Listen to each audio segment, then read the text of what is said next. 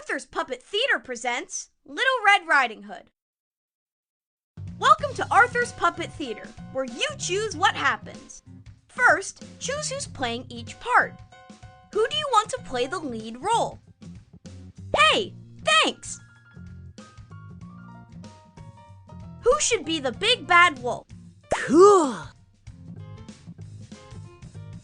Who should be Granny? All right! And that means Muffy is the narrator. Yes! And now, on with the show!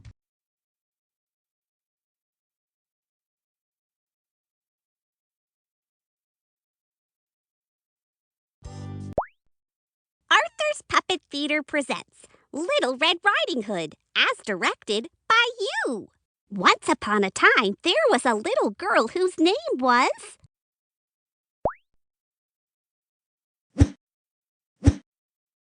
Little Red Riding Hood. La la la, I am Little Red Riding Hood. Ah, the classic choice. Little Red Riding Hood headed through the forest full of... big trees. These must be the deep dark woods I've heard so much about. She looked up at the sky and it was... a beautiful sunny day.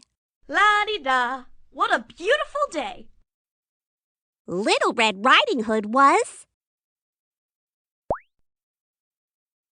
walking to Granny's house. I'm walking along, tra-la-la-la-la. Along the way, she came across a wolf.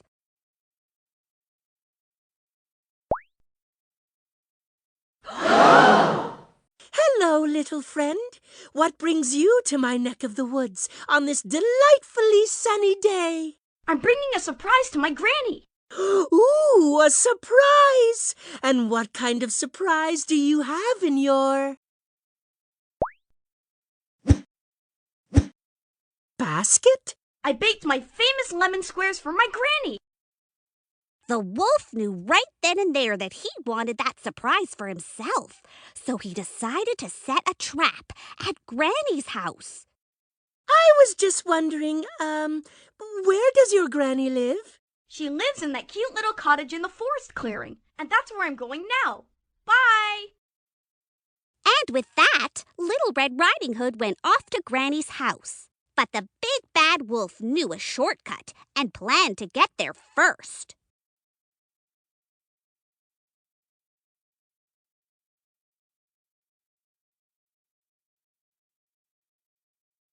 Moments later, Granny heard a knock at her door.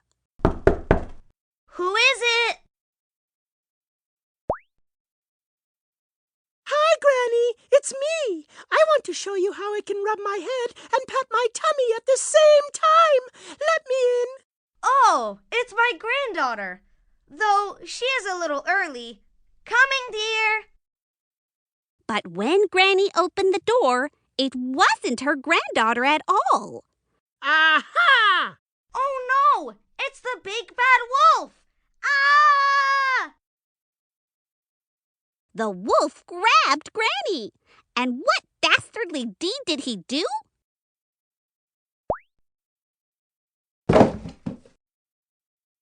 He locked her in the closet. Watch out for the dust bunnies in there, Granny. With Granny out of the way, it was time for the wolf to put his plan into action. He dressed up as Granny and waited for Little Red Riding Hood to arrive. But he didn't have to wait long. The doorbell rang.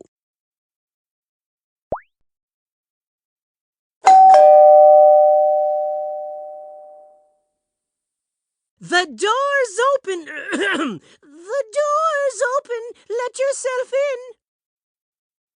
Hi, Granny. You look amazing today.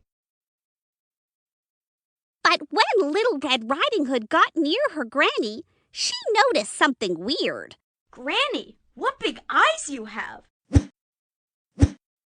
All the better to see you with, dearie.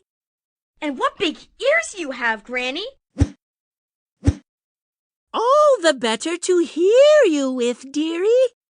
And might I add, what big teeth you have, Granny. All the better to eat you with, dearie. You're not Granny, you're the wolf. Little Red Riding Hood started to run as fast as she could to escape the wolf. You can't catch me, na na na na na. Suddenly, Granny burst out of the closet, and she had transformed into her secret identity. A superhero? Listen up, Big Bad. I fight for truth, justice, and stuff like that. You don't scare me. I want that surprise. The wolf looked around and grabbed the first thing she could find.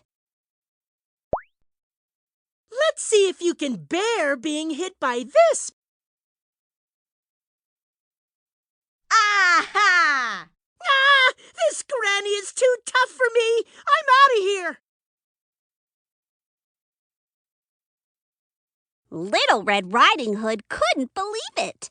Her granny was a hero. You saved us. You're the best, Granny. So, with the wolf gone, Little Red Riding Hood and Granny finally had time to enjoy the surprise. Let's go outside and eat those lemon squares. They're my faves. And the moral of this story is, don't mess with grannies. The end.